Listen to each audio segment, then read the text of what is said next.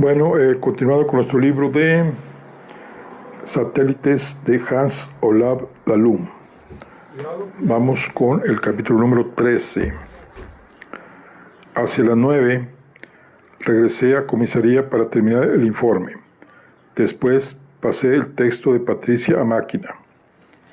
A falta de nuevas pruebas, no veía muchas posibilidades de avanzar en la resolución del asesinato de Leonardo Cheldrub. También me resultaba un misterio cuál de los sospechosos podría haber deseado acabar con la vida de Leonardo Cheldrub y cómo había llegado a ocurrir, aunque yo no le daba tanta importancia a la ubicación del arma homicida como Patricia.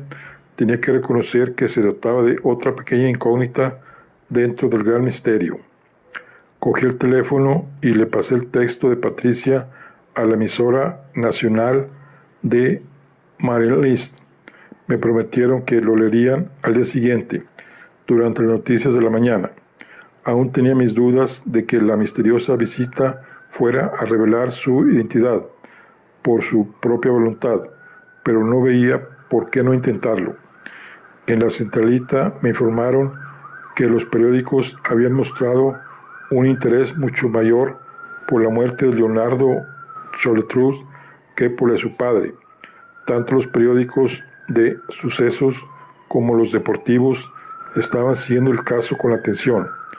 Me apresuré a escribir una nota de prensa en la que confirmaba que se había encontrado a Leonardo Cheldrub muerto de un disparo en su casa y que la policía estaba trabajando a partir de la teoría de que podría existir una correlación clara entre ese asesinato y el de su padre 2 días antes.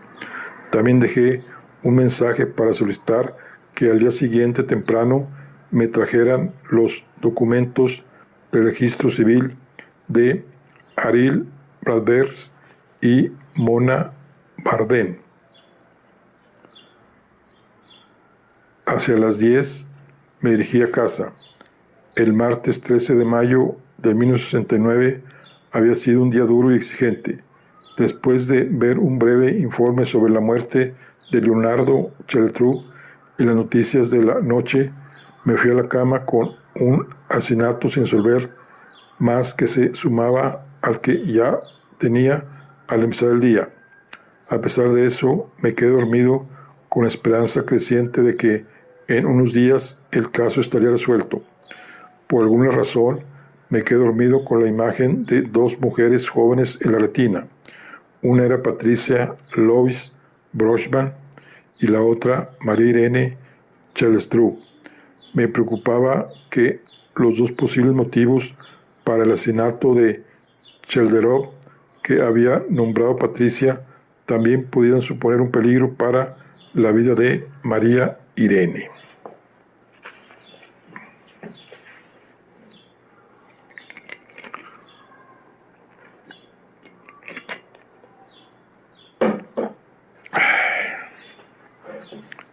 Día 5. Por caminos antiguos.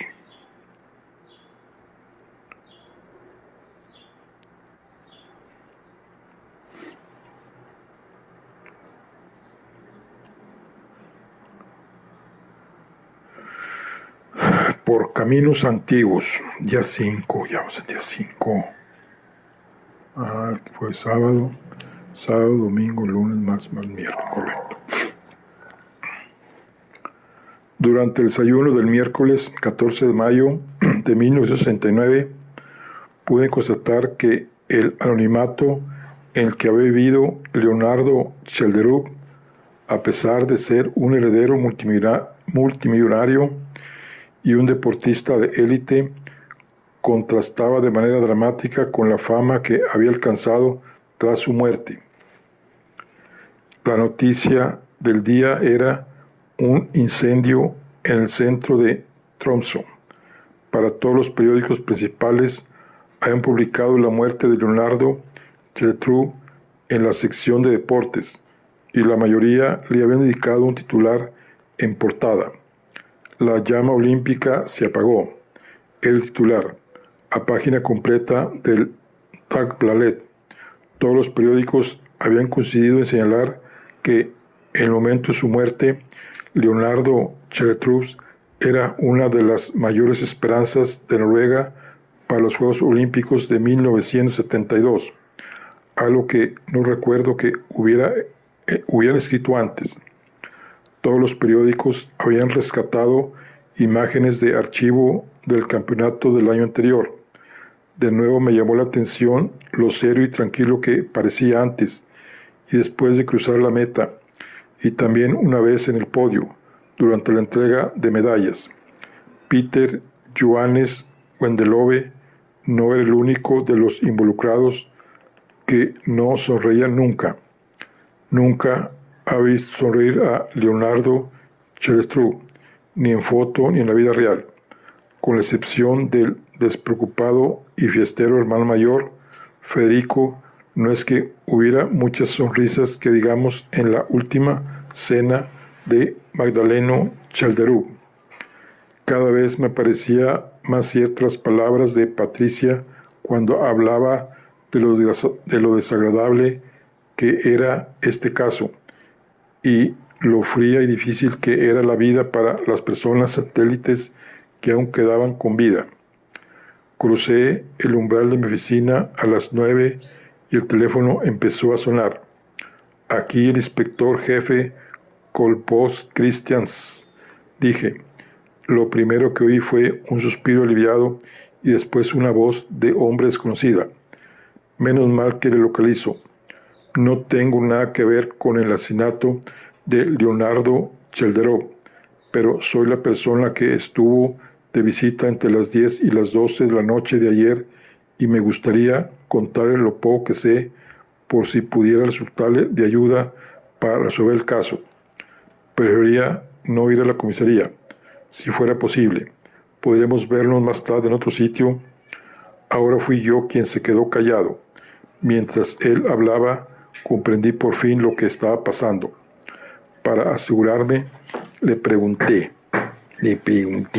¿qué andan haciendo acá? Le pregunté, ¿qué andan haciendo? ¿Qué andan haciendo? ¿Qué andan haciendo acá? ¿Qué andan haciendo? Ay, ¿qué? Bueno, ya. A ver. Para asegurarme, le pregunté si había estado... Ay, a ver.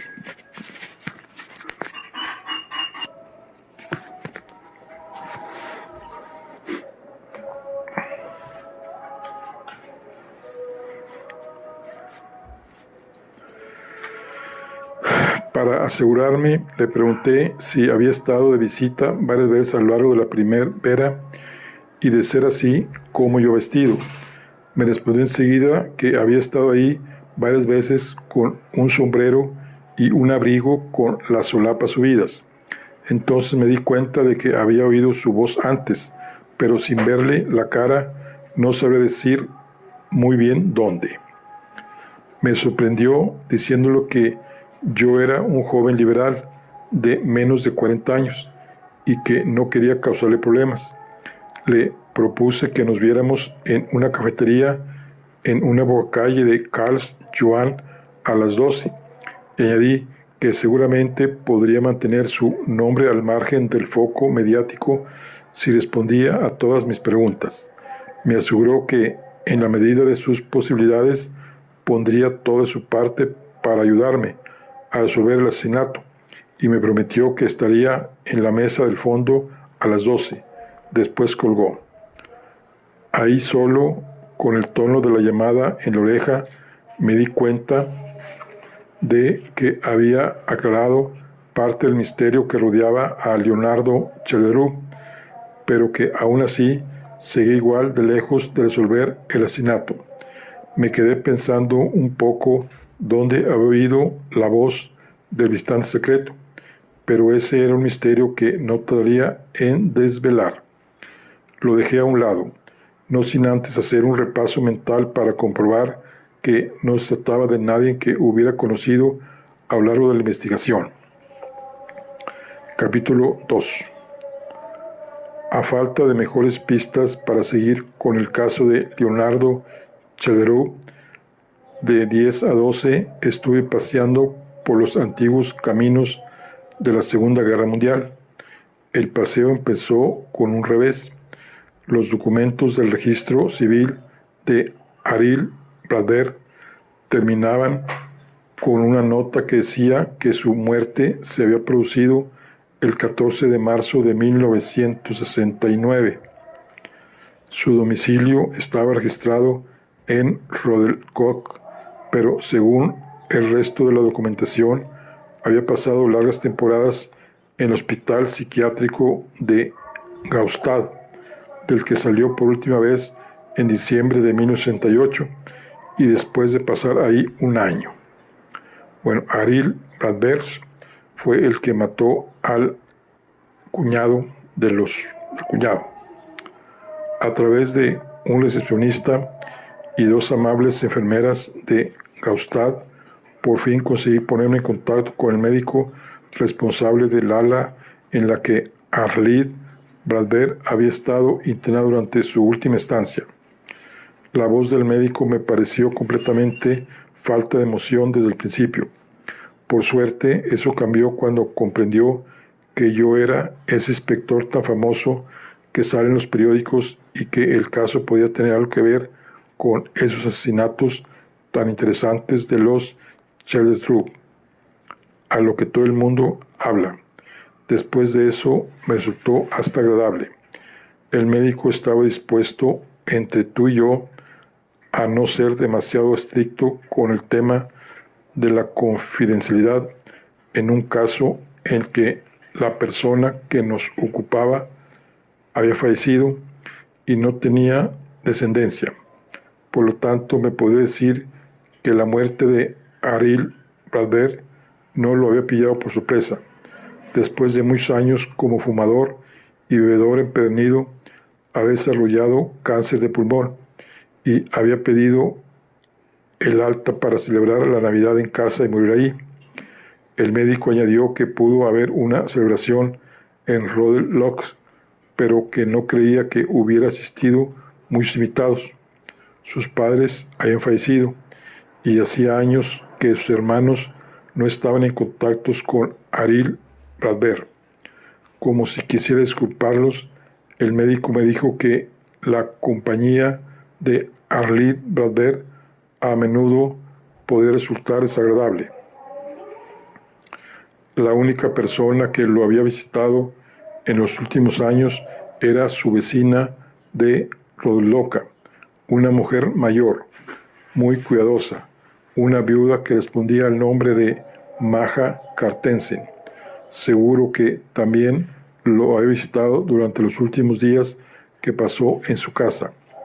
A la pregunta de si Aril Bradberg sufría una enfermedad mental grave y crónica, me respondió con un sí rotundo. Cuando le pregunté si la guerra había tenido algo que ver, también me dijo que sí, aunque cabía imaginarse que una parte era de nacimiento o que la había desarrollado en la infancia.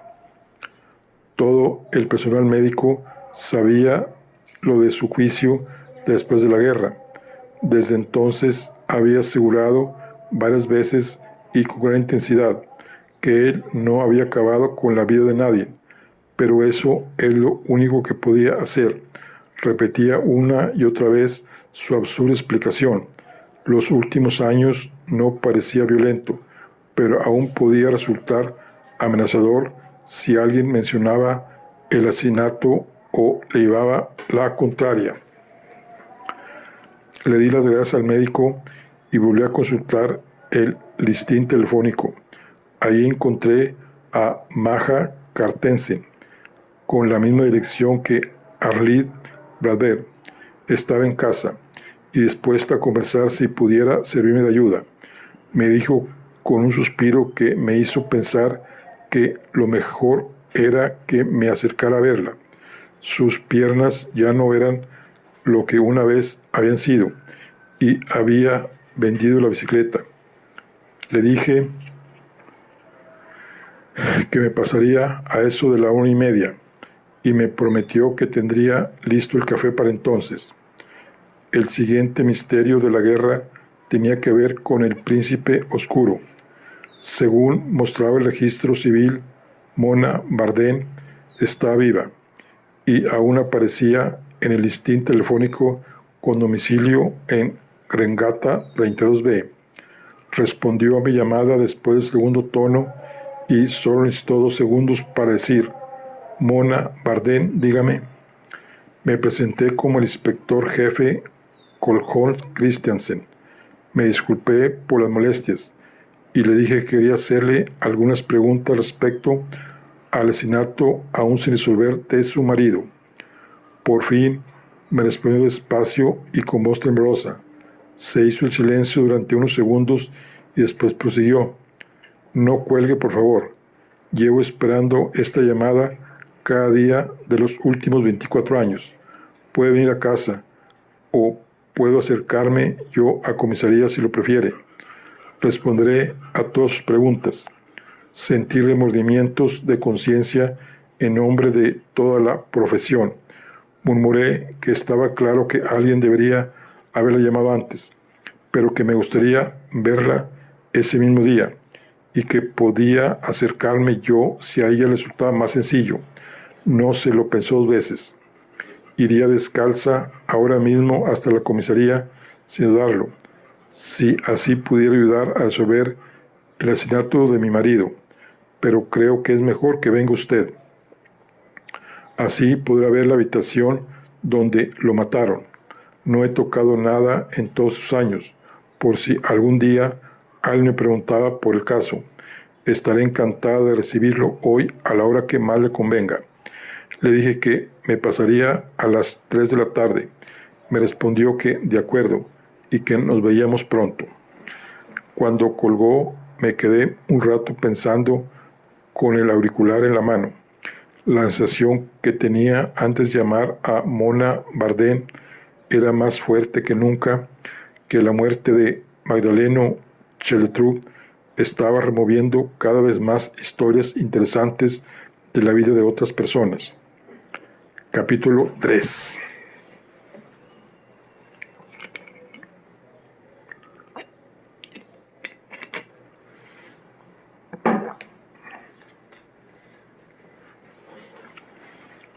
Cuando llegué a la cafetería en la que había quedado con el misterioso visitante de Leonardo Chelderup, después de quitarme el uniforme y vestirme de paisano, eran las 12:05.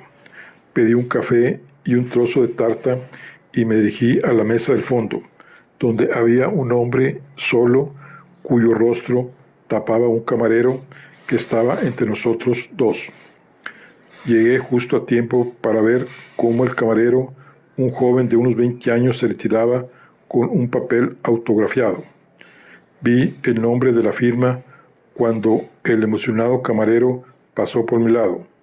Por entonces ya había visto el rostro del visitante y había comprendido que me resultaba familiar su voz. Del campo de fútbol y de la radio deportiva. Seguía siendo uno de los máximos goleadores de primera división y en los últimos 10 años había jugado un buen puñado de partidos con la bandera de la selección nacional en el pecho. Me saludó con la cabeza en un gesto breve y amistoso. Su tono de voz alto y desenfadado cuando conversaba con el camarero se tornó serio y quedo. Fui yo quien lo llamó a las 10 esta mañana y supongo que no hace falta que me presente. Asentí con la cabeza y le tendí la mano. Me la estrechó con firmeza, pero noté que le temblaba el pulso y que le sudaban las manos. Gracias por la discreción con la que está llevando el caso. Me encontraba ante un dilema porque, por un lado, quería ayudar a resolver el asesinato de mi amigo, pero por otro, tenía miedo de el escándalo público y de convertirme en sospechoso. Gracias también por venir de paisano y por el texto de la radio que estaba redactado con un cuidado impecable. El uso de la palabra persona y la fórmula no es sospechoso me hicieron comprender que usted sabía lo que había ocurrido, pero no tenía la intención de exponerlo. Asentí con la cabeza y le aseguré que había elegido las palabras con cuidado. Por suerte, él había dado por hecho que yo era el autor del texto. Fui yo quien visitó a Leonardo Chalderó ayer por la noche. Unos días antes habíamos quedado en que iría a verlo.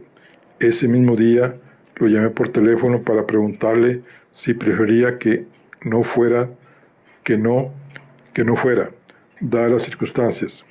Él me dijo que se sentía presionado y que necesitaba hablar conmigo. Así que fui, como habíamos quedado. A pesar del riesgo, añadió que podíamos correr. Leo era muy importante para mí, más que cualquier otra persona. Esto último lo dijo casi en un susurro. Asentí para mostrarle que comprendía lo que estaba diciendo y yo mismo bajé la voz al contestar. Entonces, las huellas y los cabellos que encontramos por toda la casa, también el dormitorio, eran suyos. Asintió con discreción. A pesar de que estábamos solos y a una distancia prudencial del escaso personal y la igualmente escasa clientela, me contestó casi con un susurro. Sí, claro, pero ayer no pasó gran cosa, solo nos abrazamos. Leo necesitaba un poco de contacto, pero estaba demasiado nervioso y tenso para hacer nada más que eso. Asentí con la cabeza para mostrarle que comprendía lo que me estaba diciendo, como si estuviéramos comentando los resultados de un partido de fútbol. Un par de jóvenes recién llegados nos señalaron, o más bien nos saludaron con la mano. Mi interlocutor les devolvió el saludo. Es normal, y de hecho bastante agradable, murmuró. Tanto Leo como yo estábamos bastante cómodos con la fama, aunque nuestra ya de por sí rara doble vida lo era aún más por ese motivo. A veces nos resultaba incómodo cuando, en medio de la alegría que sentíamos, nos entraba miedo por las reacciones de rechazo que podrían despertarse si nuestro secreto saliera a la luz. ¿Cuánto tiempo estuvieron así? Nos conocíamos desde hacía 5 años, pero nuestros encuentros secretos solo se produjeron en los últimos 7 meses. Nos vimos muchas veces en otros contextos antes de atrevernos a reconocer nada, a pesar de que cada vez estábamos más seguros. Fui yo quien, al final, tomé la iniciativa y fui a visitarlo a su casa sin previo aviso. Él era muy cuidadoso en la calle, más que la mayoría de nosotros, pero fue muy cariñoso cuando fui a verlo. No era difícil imaginarse la situación y no vi motivos para pedirle más detalles.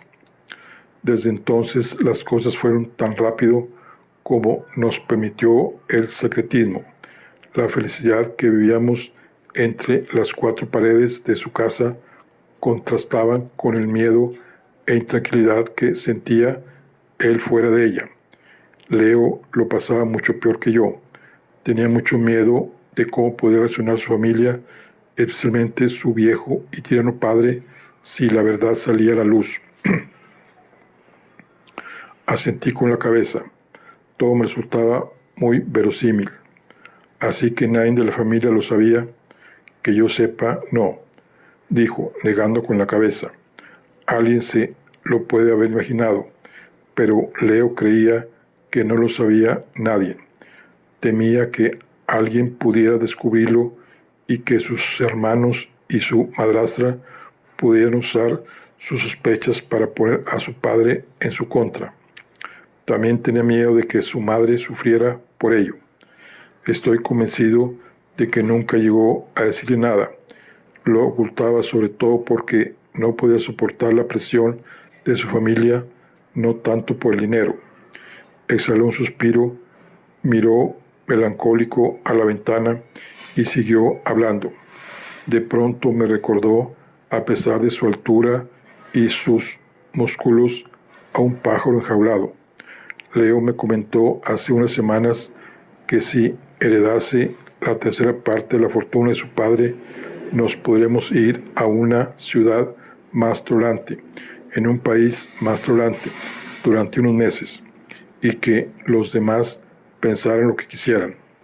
Así podríamos pasear de la mano por la calle, como cualquier pareja de enamorados, sin preocuparnos por lo que nadie pensaba en nosotros. Cuando retiró la vista de la ventana, aún tenía un brillo soñador en la mirada. Entonces comprendió el peligro de sus palabras y se apresuró a corregirse. Entiéndame bien, no creo que nada de esto fuera más que un sueño romántico para él, un sueño con el que se consolaba en su exigente rutina. Si hubiera heredado ese dinero, podríamos haber dejado el trabajo, pero aún nos seguiría resultando difícil dejar a nuestras familias y el deporte, sobre todo si alguna vez quisiéramos volver. Puedo garantizar que Leo no mató a su padre. Fuera de la pista, Leo era el hombre más bueno del mundo. Recuerdo lo mal que lo pasó el año pasado cuando mató a una avispa que se había posado en la ventana. Eso era lo que más me gustaba de Leo. Era un hombre muy bueno, con una amabilidad sin límites, que solo quería vivir en paz sin crear problemas a los demás. Le hice una pregunta rápida. Si Leonardo Chalderub, en sus últimas horas de vida, había dicho algo más sobre la muerte de su padre, mi interlocutor se disculpó y me dijo que no, con un gesto de la cabeza. Esa noche le dije que, aunque hubiera matado a su padre, yo lo seguiría queriendo, pero no lo había hecho, y además no sabía quién le había espolvoreado frutos secos en la comida. Lo repitió varias veces, la última de ellas justo antes de que yo me marchara. Esas fueron las últimas palabras que le oí pronunciar. Volvió a mirar por la ventana mientras respondía a mi pregunta. Una lágrima solitaria y silenciosa le cayó por la mejilla derecha. Estuve a punto de darle una palmadita en el hombro, pero al final decidí no hacerlo.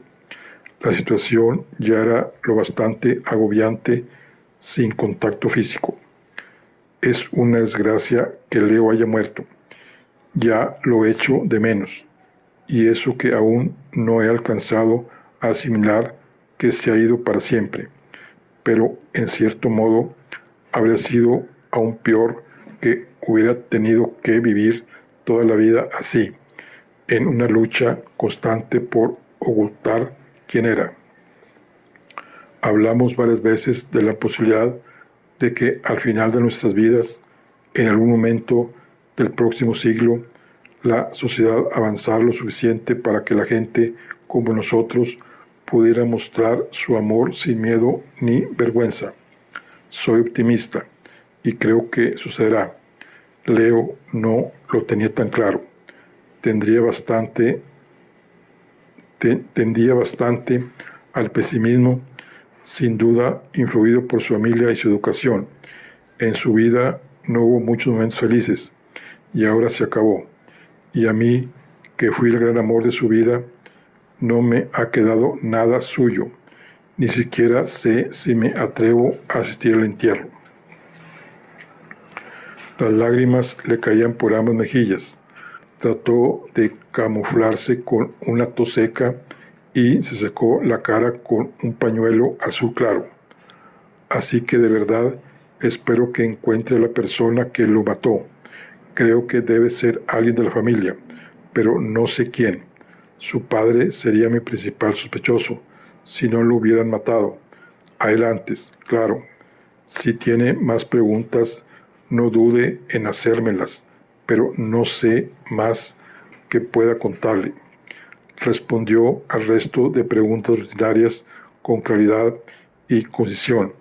Leonardo Chalderub estaba asustado por las amenazas telefónicas, pero no le había dicho quién pensaba que podría esconderse tras ellas. Parecía que había recibido otra visita antes, pero no le había querido decir quién era, ni de qué habían hablado.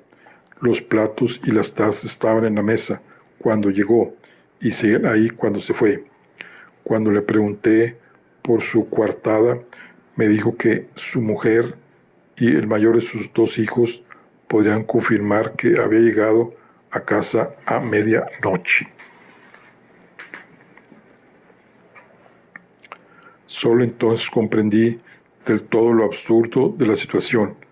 Al mismo tiempo pude constatar que el hombre con el que hablaba había abandonado el lugar de los hechos mucho antes de que se produjera el disparo que acabó con la vida de Leonardo Strebo. Comprendí su tristeza y su dolor, pero la imagen de su mujer y sus hijos, que lo habían recibido con total inocencia esa noche, ajenos a su doble vida y a su traición, era difícil de digerir. Dejé los últimos pedazos de tarta en el plato. Le di las gracias por la información, pero no le estreché la mano. Después me dirigí a paso ligero hacia Karlsruhe. Era casi la 1 de la tarde y no quería llegar tarde a mi siguiente cita.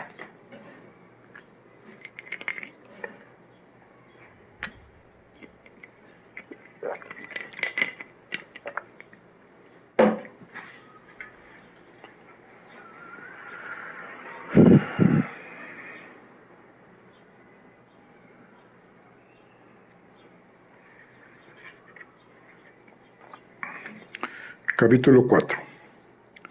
La viuda Maja Carstensen era mayor de lo que me la había imaginado y tenía el pelo más cano. Estaba más cerca de los 80 que de los 70 y recorrió con 2 bastones los pocos pasos que podía darse en su pequeño apartamento. Por otra parte, tenía una sonrisa joven y el café preparado y servido en la mesa. Cuando le pregunté si conocía a Arlene Bradberg desde hacía mucho, me respondió con un tono amigable y diligente: eso parece. Arlene nació en la casa de al lado y yo lo visité a él y a su madre esa misma noche. La señora Bradberg era mi mejor amiga. Yo no podía tener más hijos. Eso me dijo el médico, cuando 3 años antes, por poco se me muere el segundo al nacer. Así que, como se podrá imaginar, fue una alegría tener a otro bebé en esta escalera. Asentí con la cabeza y le di el tiempo que necesitaba para continuar. Y así lo hizo, aunque no se dio ninguna prisa. Arlene llegó un poco por sorpresa. Sus hermanos le sacaban casi 15 años. Su padre tenía más de 50 y murió pocos años más tarde. Así que Arlene y su madre no lo tuvieron nada fácil. Era un niño menudo y esmirriado. Tampoco destacaba por su fuerza ni por su inteligencia, pero era más bueno que el pan y parecía que le iba bien antes y durante la guerra. Había conseguido un trabajo de mensajero en la oficina de Chelderup, en el centro, y miraba el futuro con optimismo. Tenía una bici y soñaba con poder comprarse su propio coche algún día, pero entonces de repente se quedó en silencio, pero volvió a recuperar la voz y el hilo de la historia después de dar unos cuantos sorbos al café. Pero entonces ocurrió ese inexplicable asesinato, el día de la liberación. En esos tiempos pasaron muchas cosas horribles y la vida de muchos hombres buenos dio un vuelco por lo que ocurrió durante la guerra. Arlene fue una de las personas a las que les cambió la vida, y además de la forma más inexplicable.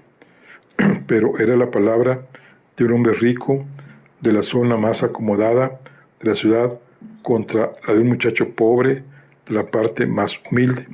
Así que tanto la señora Bradberg como yo misma enseguida comprendimos cómo acabaría aquello en un juicio.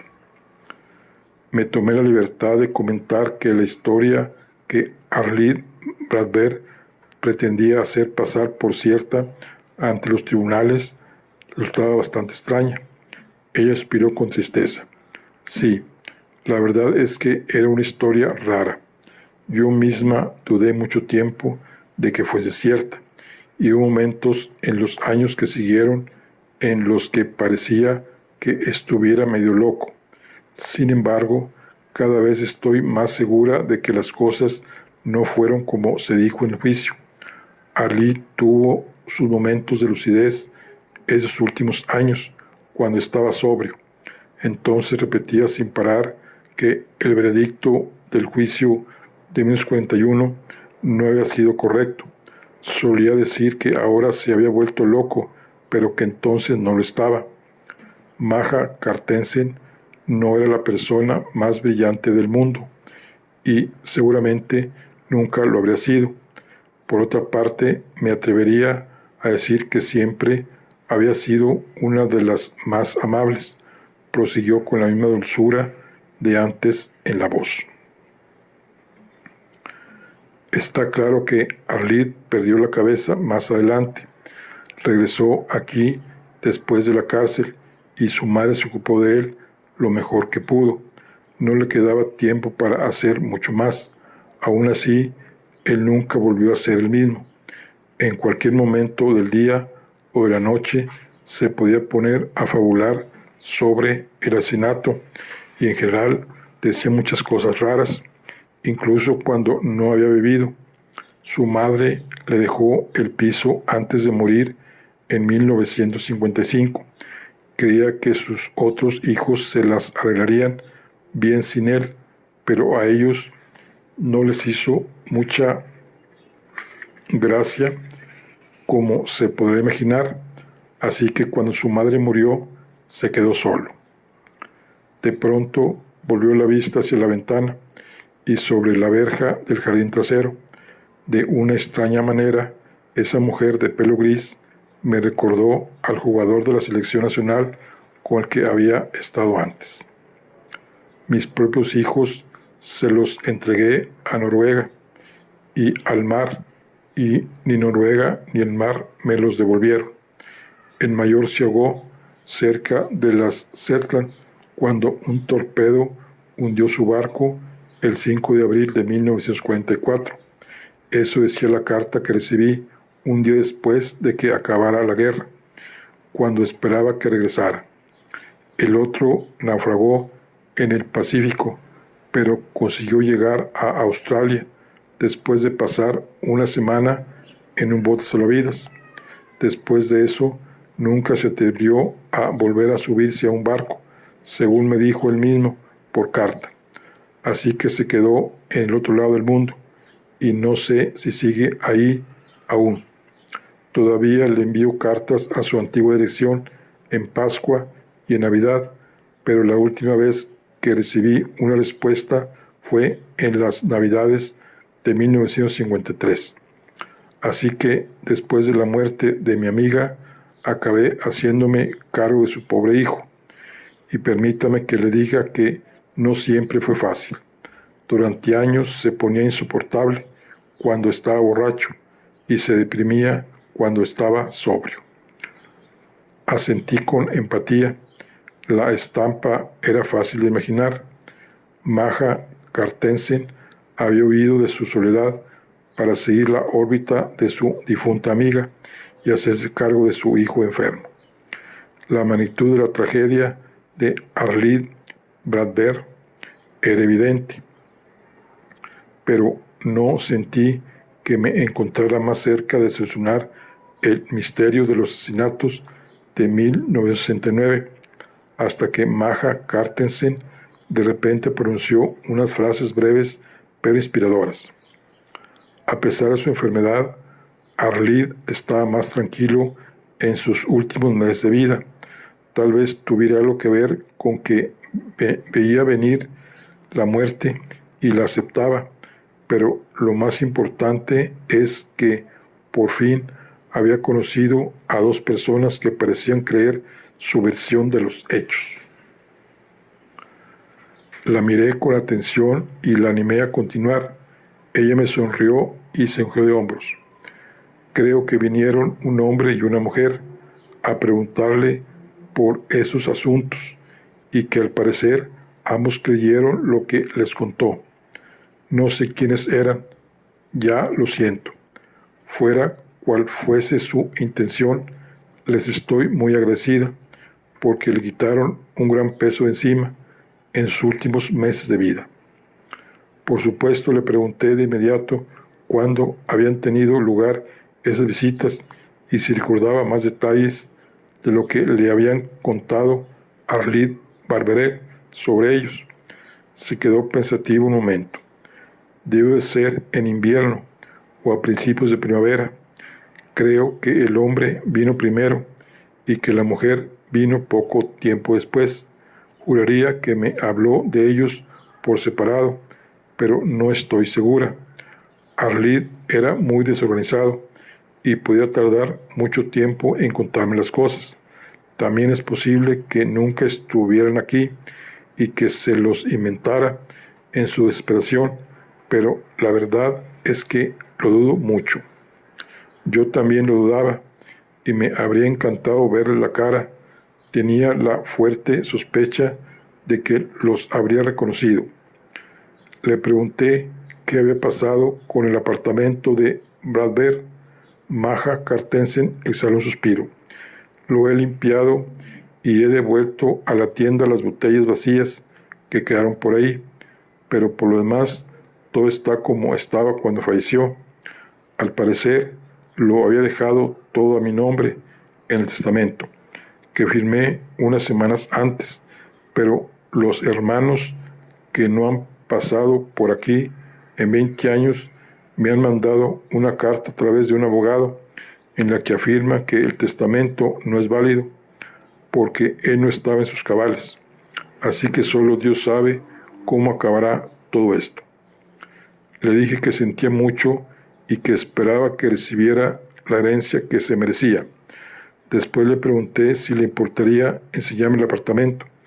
Me dijo que faltaría más y despacio y con ceremonia sacó una de las 2 llaves del llavero.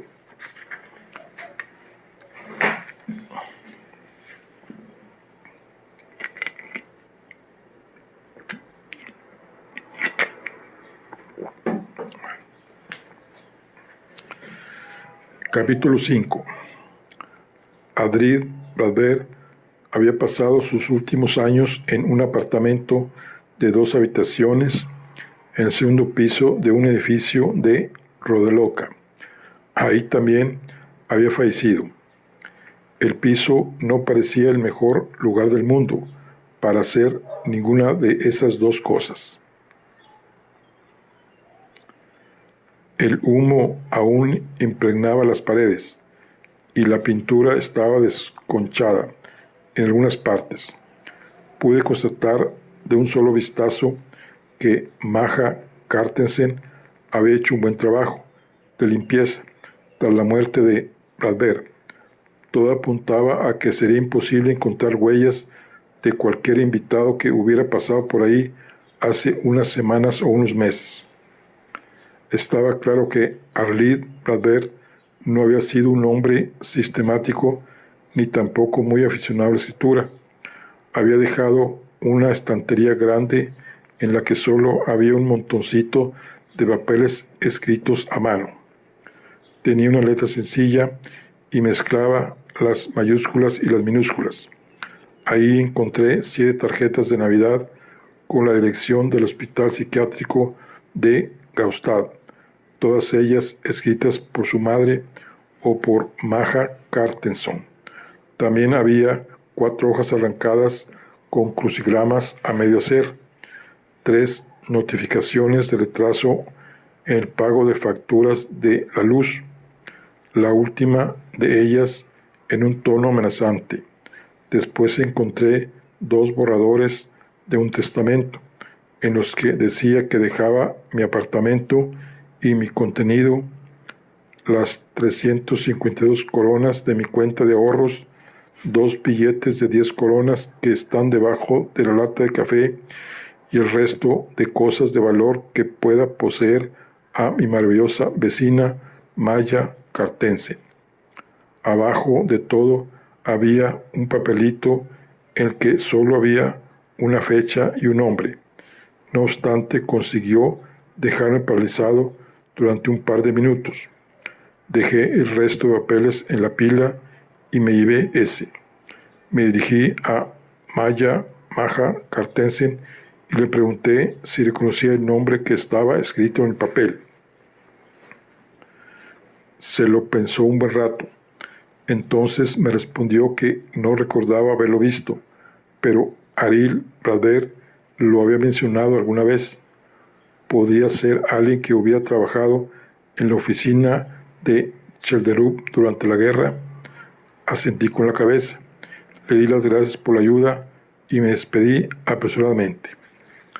Estaba impaciente por recibir una explicación sobre por qué había un papel que decía Hans Herlofsen, 12 de febrero de 1969. En el apartamento del difunto, Ariel Bradberg, pero esa explicación tendría que esperar. Ya eran las 2:30 y a las 3 había quedado con una mujer que llevaba 24 años esperando esa visita. Capítulo 6. A primera vista, Mona Bardén parecía más joven de lo que había imaginado. Tenía 52 años, pero en una foto, con su melena negra y su rostro pálido, bien podría aparentar 40. Sin embargo, al verla en persona, la seriedad de su rostro y sus movimientos le volvían a poner años encima. Cuando me vio, le asomó una sonrisita en los labios. Enseguida tuve la extraña impresión de que llevaba años sin reírse, tal vez desde que acabó la guerra. Su mano, pesada y firme, descansó un rato en la mía cuando nos saludamos. Permítame que le agradezca de nuevo que haya venido hasta aquí. Me alegro de que existan policías jóvenes que quieran enmendar los errores de quienes los precedieron. Si bien comprendo que el interés por el asesinato de mi marido surge a partir de otros asesinatos recientes. No pude negar eso último, así que asentí con gesto amable y le aseguré al entrar que también tenía muchas ganas de aclarar las circunstancias que rodearon el asesinato de su marido. La casa de Mona Bardén era un espacioso y coqueteo apartamento de principios de siglo. Tenía 3 habitaciones y estaba muy bien amueblado. Lo más llamativo era que la entrada a una de las estancias estaba bloqueada por una cama grande. En la mesa había café y tarta. También una fotografía de Björn Bardén, que a pesar de ser antigua, aún transmitía su mirada clara. Era un hombre apuesto, alto y rubio, vestido de traje en el día de su boda. El vestido de su mujer era de un blanco brillante, al igual que su sonrisa. Mona Bardén señaló la foto y volvió a sonreír con timidez. Era domingo, el 13 de octubre de 1939, en la iglesia de Gamle Aker. La guerra ya había empezado en Europa, pero en Noruega aún nos sentíamos seguros. Tuvimos que casarnos a toda prisa, pero lo hicimos con alegría. Llevábamos 26 meses juntos y yo me había pasado 25 de ellos pensando en la boda. Por su parte, Björn había tenido una hernia de adolescente y temía no poder tener hijos. De ser así, insistía en que me buscara otro hombre, a pesar de que le había asegurado una y otra vez que si no era con él, yo no quería estar con nadie. El 1 de octubre de 1939 le dije que estaba embarazada. Lloró de alegría y me pidió matrimonio en ese mismo instante.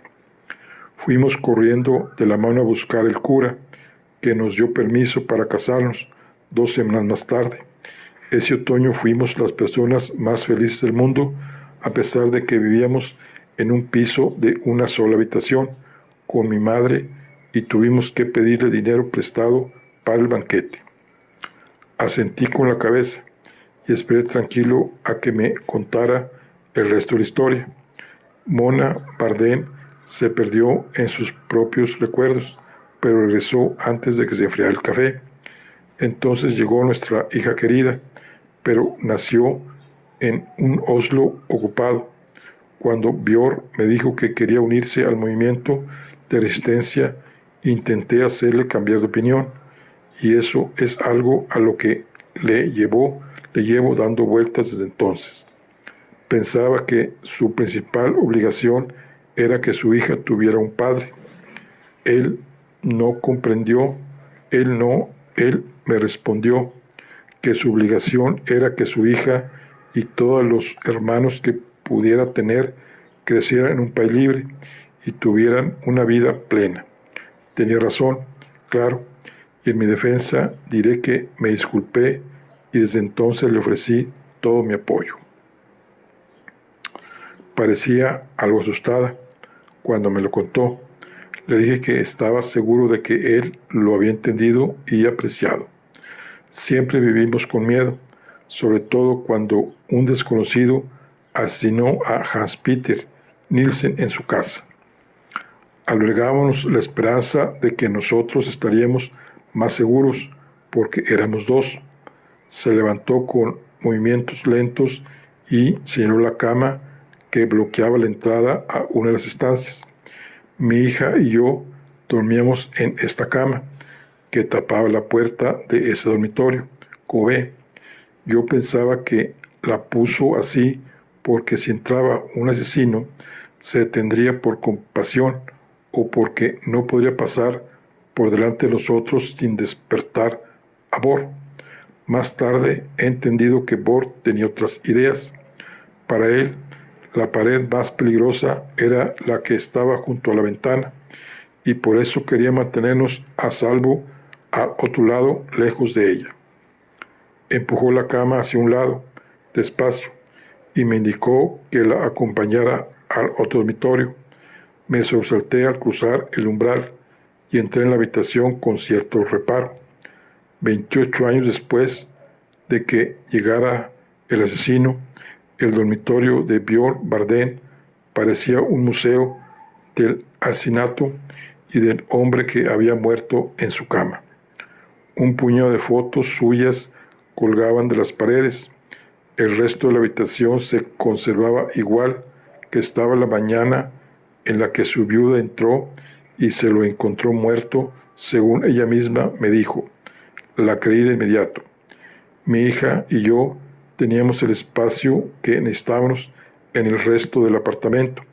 Pasé muchos años sin atreverme a cruzar esta puerta de nuevo y llevo todos esos años esperando a que venga la policía y me haga preguntas, dijo, y tomó aire 2 veces antes de continuar. Sabíamos que la ventana podía exponernos, era fácil de abrir desde dentro si necesitáramos huir por allí, pero tampoco resultaba difícil de abrir desde afuera si el posible agresor estuviera familiarizado con ese tipo de ventanas. Creíamos que no había mucho riesgo porque no estábamos en un bajo, pero lo cierto es que un asesino no necesitaría más que una escalera corta para entrar. No creíamos que nadie fuera a hacerlo, ni que nadie supiera de qué ventana se trataba, ni a qué habitación conducía, pero nos equivocamos por completo. Le pregunté quién podría haber tenido esa información y ella exhaló un profundo suspiro. El resto de los miembros del grupo, el matrimonio Wendelove, Magdaleno Cheltrup, Hans Herlofsen y también el difunto Ole Christian Wyss, se habían reunido aquí 3 días antes, y luego estaba la persona que yo siempre he creído que se refiere a... Ella sintió muy seria. Me refiero a mi antigua amiga Magdalena Chelderup, que casualmente vino a tomar café unos días antes. Nos acabábamos de mudar, así que le enseñé el apartamento como buena anfitriona. cuando me lo pidió. Entonces no le hablé del asunto de la ventana, claro, pero a saber lo que vio con esos ojos de lechuza. Asentí con la cabeza y noté que se me aceleraba el pulso. De nuevo, las circunstancias apuntaban a Magdalena Chelderrup. Le pregunté si había tenido contacto con ella más adelante. Con Magdalena, no, en absoluto. O bien había asesinado a mi marido, o bien entendía que yo sospechaba que lo había hecho. En cualquier caso, mantuvo una distancia prudencial. Mona Bardén se volvió a quedar a solas con sus recuerdos unos segundos. Después se le dibujó una leve sonrisa en los labios. Los demás fueron extraordinarios. Wendelove y Chenderrup me dieron dinero para que pudiera quedarme a vivir aquí durante la guerra. Un día, después de la guerra, vino Chenderrup en persona a preguntarme cómo nos iba a mí y a mi hija y cuánto dinero necesitábamos para los próximos años. Después habló con Wendelove y desde entonces todos los meses de enero me ingresan lo que me hace falta. A partir de 1946 me ingresaron 6,000 coronas al año, de 1951 en adelante 8,000 y desde 1958 10,000. Siempre he creído que Magdaleno sospechaba de su hermana, pero que no estaba seguro y por eso se mostraba tan generoso de cara a los demás. En cualquier caso, fue muy amable por su parte. Asentí con la cabeza. Sin duda se trataba de un gesto muy amable por parte de Magdaleno Chelderrup, algo muy poco propio de él. Le pregunté con gran interés cuánto tiempo estuvo recibiendo dinero en su cuenta. Mona Verde parecía avergonzada cuando me respondió: aún lo recibo. Cuando mi hija se fue de casa hace unos años, le dije a Magdaleno que ahora yo podía volver a trabajar, pero siguió ingresándome dinero. Como coincidió con el nacimiento del primer nieto de Bior, acepté el dinero y aproveché el tiempo para cuidar del bebé de mi hija. No sabía qué más preguntarle, así que le pregunté cómo les iba a su hija y a su nieto. Se pensó unos segundos la respuesta. Todo lo bien que cabría esperar. Mi hija no ha pasado las dificultades económicas que sufrieron los demás niños de la posguerra, pero se ha criado sin su padre y en el colegio no se le fue tan bien como me hubiera gustado. Y eso que durante un tiempo le puse una profesora particular. Bior ya no estaba con nosotras, y yo estaba siempre presente, así que supongo que la niña se parece mucho a mí y muy poco a él. Esto lo digo muy serio, muy seria, pero enseguida se animó un poco. Ahora tiene un hijo de 3 años que se llama Bor y es el vivo retrato de su abuelo. Venga que se lo enseño. El niño de la fotografía era tierno y sonriente. Tuve que admitir que, aparte del color de pelo, no le veía mucho parecido con el Bion Bardén de las fotografías antiguas. Por otra parte, como no tenía ninguna relevancia para mi investigación y confiaba en que Mona Bardén estaría más cualificada para valorar ese tipo de cosas, le dije con mi tono más amable que eran idénticos y que parecían un niño muy inteligente. Me respondió con una cálida sonrisa. Retomé la investigación y le pregunté si había vivido todos esos años ahí sola con su hija. Sí, antes de la boda dije que solo estaría con él y no he estado con nadie más desde entonces. En la posguerra tuve algún pretendiente que otro, pero en primer lugar quería vivir por y para la hija de Por, y en segundo lugar, cuando encuentras muerta a la persona que amas, y no sabes quién lo asesinó, algo se te rompe por dentro sin remedio. Era comprensible. Aún así, no pude resistirme a preguntarle si entre aquellos pretendientes se encontraba a alguien que conociera de la guerra. Ni Magdaleno Gertrud, ni Peter Johannes Wendelove, si se refiere a ellos. Ambos estaban felizmente casados, y cuando Gertrud se separó más adelante, apenas tardó unas semanas en volverse a casar, así que la ayuda que me prestó no estaba condicionada. Sin embargo, titubeó unos segundos, pero prosiguió cuando le pedí que lo hiciera. Sin embargo, en un momento dado, me dio la impresión de que el gerente, Hans Gerlofsen, estaba interesado. Fue después de perder a su esposa, en un periodo en que, estoy segura, la vida no era fácil ni para él ni para su hijo. Me miró sorprendida y añadió lo siguiente: fue algo inocente. Vino a verme un par de veces después del trabajo y hablamos de todo un poco, entre otras cosas del tiempo y el dinero que podrían ahorrar un padre y una madre solteros si se casaran. Pero yo no lo había elegido a él.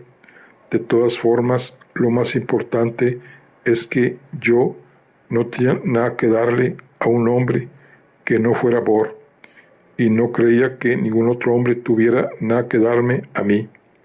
Se lo hice saber y ya no vino más.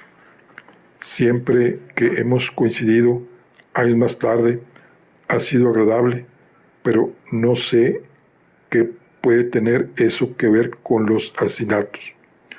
La verdad es que yo tampoco lo sabía, pero me apunté una nueva pregunta para Hans Gerlofsen, y también que estaba claro que se le había olvidado contarme bastantes cosas. Comenté que ya había visto lo que tenía que ver en la habitación donde se había cometido el asesinato, y le dije que podía ordenarlo todo como ella quisiera. Negó con la cabeza melancólica. Me encantaría reorganizar esta habitación, pero todavía no estoy preparada. Espero poder empezar en cuanto usted descubra quién mató a mi marido. Capté la indirecta y me levanté para marcharme. Le prometí que haría lo que estuviera en mi mano y que en cuanto tuviera novedades sobre la muerte de su esposo, se lo haría saber. Enseguida pensé que, independientemente de quién fuese su asesino, Magdalena Gertrud había dejado un reguero de vidas tristes a su paso.